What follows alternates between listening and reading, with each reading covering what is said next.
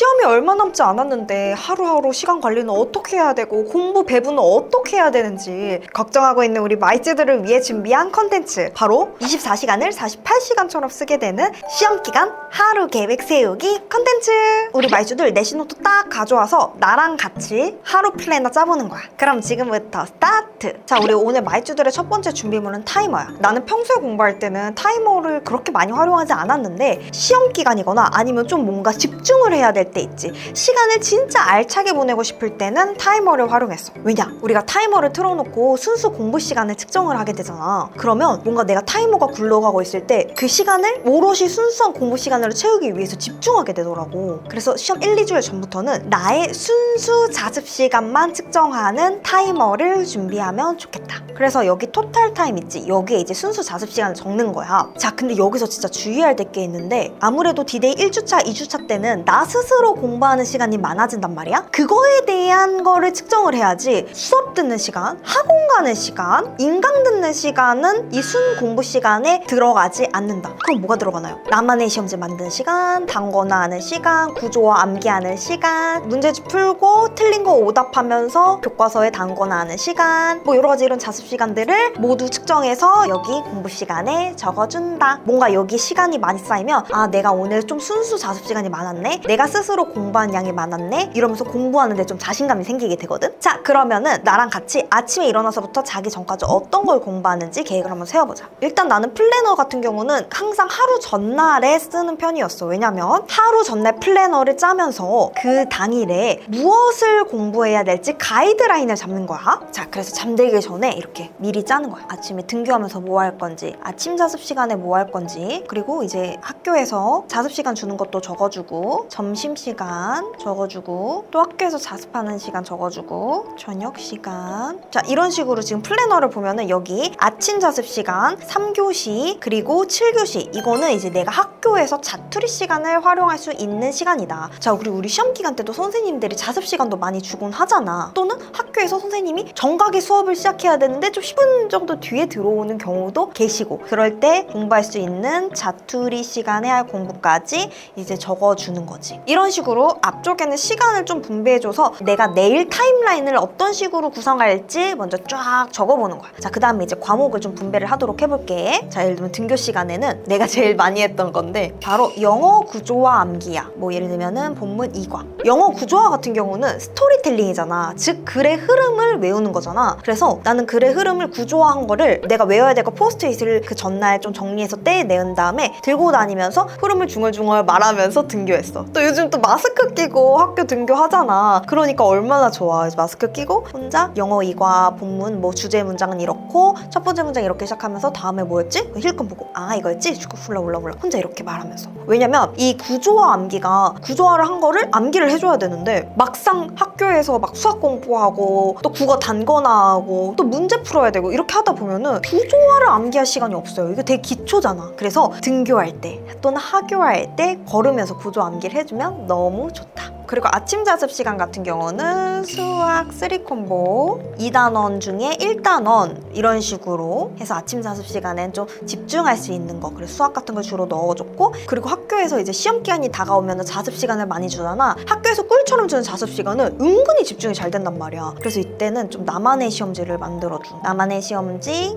과목 사회 2단원 중에 1, 그리고 여기도 사회, 나만의 시험지. 그리고 점심시간에 뭘 공부하나요? 내가 점심시간에 추천하는 공부 2가지가 있어. 먼저 첫 번째로는 혹시 내가 점심 먹은 다음에 식곤증이 너무 심해요, 졸려요, 이러면은 산책하면서 앞에 있던 그 나만의 시험지 만든 거 있지? 나만의 시험지 만든 거를 이제 암기하는 거야. 걸어다니면서 암기하면 진짜 잘 되거든? 그리고 두 번째로, 저는 산책하는 것보다는 좀 앉아서 정적이게 공부하는 걸 좋아해요 라는 친구는 수학 3콤보 하는 거를 추천합니다. 그래서 그날 상태 봐서 둘 중에 하나 골라서 하면 아주 좋겠다. 자, 이렇게 학교에서 나만의 시험지도 만들고 수학 3콤보도 했지. 그리고 중요한 짜투리 시간, 즉 고정적인 아침 자습 시간, 또 학교에서 선생님이 주는 자습 시간을 제외하고 선생님이 조금 늦게 들어온다거나, 또는 예를 들어 6교시가 원래 자습 시간이 아니었어. 근데 학교 선생님이 그날 뭔가 사정이 생겨서 6교시를 좀 자습으로 해야 될 경우, 학교에서는 이런 변수들 있잖아. 그때 할 할 수 있는 아주 좋은 공부법, 또는 뭐 쉬는 시간에도 아주 좋은 공부법, 바로 영어 문법지 공부법이다. 그 ed나 ing 이런 거 선택하는 거 있잖아. 이거 영어 문법지를 여러 장 프린트해가. 그래서 쉬는 시간, 남는 짜투리 시간 있지, 그럴 때 풀고 바로 채점해주고, 그러면서 내가 모르는 거 체크해주고, 풀고 또 채점해주고. 그래서 나 같은 경우는 똑같은 단원의 똑같은 문법지를 못해도 3장 이상은 프린트를 해서 3번씩은 풀어줬거든? 왜냐면 오늘 문제를 풀고 내가 틀렸어. 한 3일 뒤에 또 풀잖아? 그러면 똑같은 데서 또 틀려.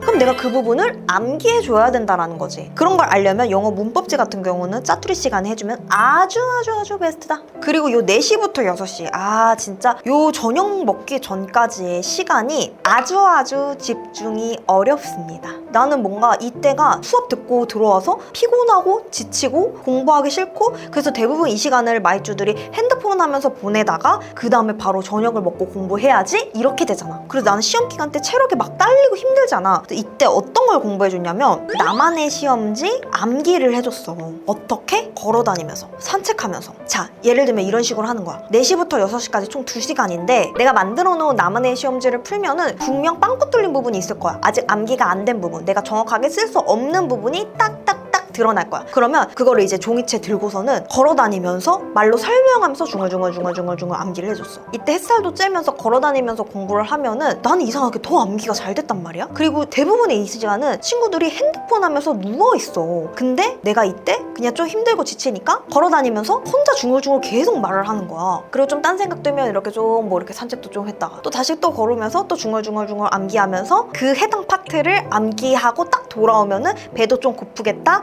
바로 저녁 시간이 돌아온다. 그래서 마이쮸들아, 나는 진짜 이 시간을 진짜 중요하게 생각하거든. 많은 친구들이 놓치고 있는 이 시간, 우리 마이쮸들은 나만의 시험지 중얼중얼 암기하면서 선생님 놀이하기를 시작을 해보자. 자, 이제 저녁 먹고 돌아와서 이제부터는 또 공부를 시작을 한다. 자, 근데 7시부터 9시까지, 자, 이때도 위기가 옵니다. 바로 뭐냐? 식곤증이 오죠. 그래서 이때도 나만의 시험지 풀고 암기에 들어갑니다. 어떻게 하면서? 산책하면서. 아니면 또는 산책을 하기 싫은 친구들은 A4 용지를 펴서 내가 혼자 선생님 놀이, 내가 혼자 과외 선생님이 됐다라고 생각하고 설명하면서 판서하면서 이거를 암기해줬으면 좋겠어. 왜냐면 진짜 위기가 이 시간이거든? 저녁 시간 앞뒤가 진짜 위기 시간이야. 이때 핸드폰 진짜 많이 해. 그래서 이때 정말 중요한 게 나만의 시험지 풀고 그거 걸어다니면서 암기하고, 또 나만의 시험지 풀고 그 다음에 선생님 놀이하면서 암기하는 거야. 여기서 핵심은 말을 많이 해야 돼.